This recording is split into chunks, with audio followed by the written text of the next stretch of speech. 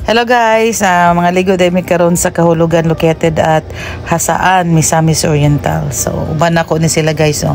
So mag fish pa daw ko na may dini. Nya, kay gilok ra bagid kaayo ni steel ba? Sinamar, supot pa. Pahis, ali, pahis. Imong tiil, pahis.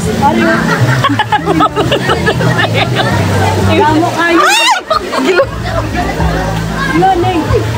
Gilok man. Galagko kayo mo.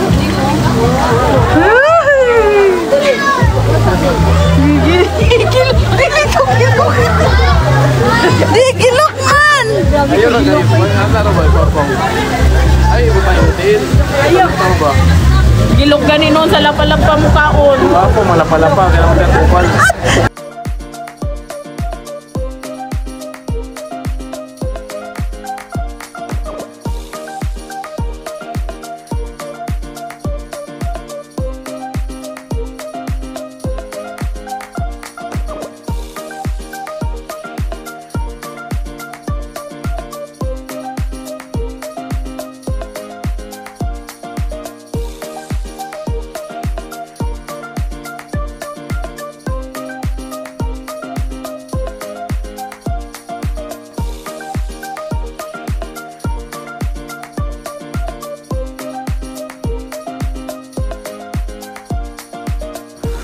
Luwi kay to si Kuya bangan nga abay bitaw na mo lagi siya nagsabaw nga naman siya sa mud and then nituslub ni Auntie Il din sa swimming pool nga na yung mga isda na pa fish pa siya wa siya nagsabaw nga naman sa mud and then ang katubitang kugang sa iyang sa mud mamito kita bangan sa isda mo to nagdugo yan Auntie Il. Wala jud taon ko nakapalahutay aning fish pa ba gilok mo jud kaayo kung kauno na imong mga kubal sa isda dito na lang ko sa mong salon sa mga kubalon diya og mga tiil no you can visit kahulugan located at Hasaan, Misamis Oriental. Naa sila fish pa din no.